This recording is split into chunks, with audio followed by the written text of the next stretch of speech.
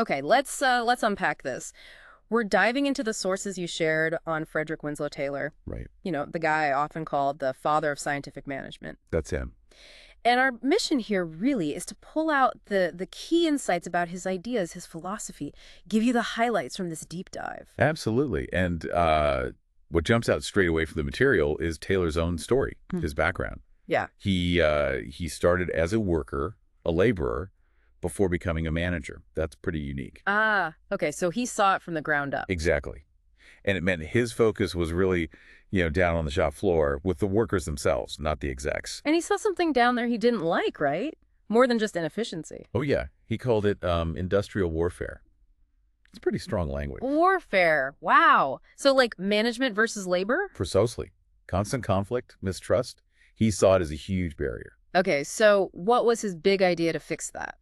Well, the core of it, what he called the heart and soul of his philosophy, was this thing called the mental revolution. Mental revolution. No. Sounds significant. It was meant to be. It wasn't just tweaking things. It was demanding a fundamental mind shift. From who? Management. Workers. Both. That was key.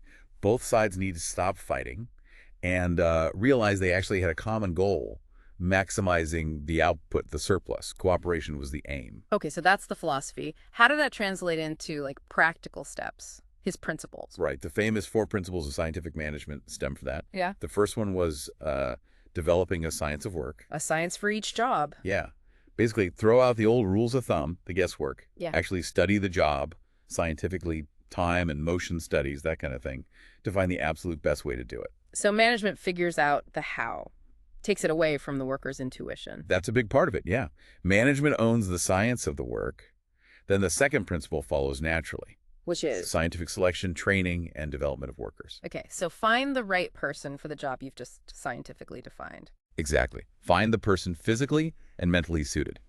Then you train them in that scientific method, and importantly, develop the right attitude, obedience to the method. Obedience, huh? Okay. So you've got the science, you've got the trained worker. What's third? Bringing together the science of work and the workman. Simple, really. It's management's job to make sure the workers actually use the scientifically proven methods. Supervision, basically. Got it. And the fourth one, equal distribution of responsibility. That sounds a bit modern. It sounds like it, but it's maybe not what you'd first think. It wasn't about splitting tasks 50-50. No. No.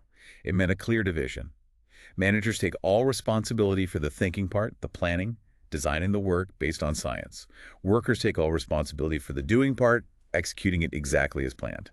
So it's about types of responsibility, not quantity. Plan versus execute. Precisely. Clear roles based on the science. Okay. So work is designed, people are trained. How do you get them motivated to actually, work hard using these methods? Motivation. Taylor was very, very clear on this, based on the sources. Money. Just money. Primarily, yes.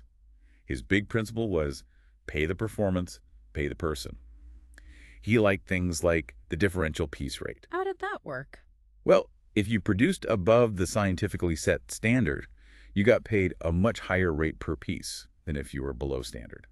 A really direct incentive. A strong financial carrot, then. A very strong one. Link paid directly to output. Interesting. And his ideas about structure, like who reports to who, were also a bit different, weren't they? He challenged a classic management idea. He did. He totally rejected unity of command, the idea of one worker, one boss. Why? That seems standard. Because he felt one foreman couldn't possibly be an expert in all aspects of a modern specialized job. How could one person know the best speed, the best quality control, the best tool setup, and discipline? Good point. So what was his alternative? Functional foremanship.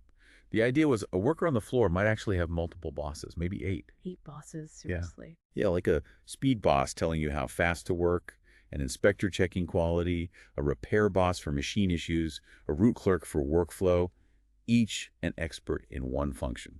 Wow. Okay, specialization over hierarchy. That was the insight, yeah. Expertise matters most, even if it means multiple reporting lines at the worker level. You can definitely see how his ideas influenced things like industrial engineering. Oh, absolutely. And Right. industrial psychology, too. Though, it's worth noting, the sources bring up criticisms. Like what?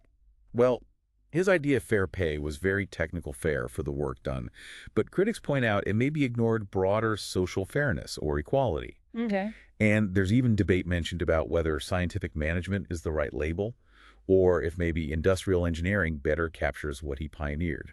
Just different perspectives in the material we looked at. Right. So wrapping this up, Taylor gave us some really foundational concepts: analyzing work scientifically, standardization, using money to motivate, all aiming for efficiency, getting rid of that industrial warfare. Definitely foundational. But it leaves you thinking, doesn't it? Right. In today's world, we talk so much about, intrinsic motivation, teamwork, flexibility, the complexity of people. How relevant is that intense focus on the one best way and pure financial reward now? That's the big question, isn't it? How much Taylor still applies directly versus how much is just sort of baked into the background DNA of how we think about work. Exactly. Something for you to mull over after this deep dive?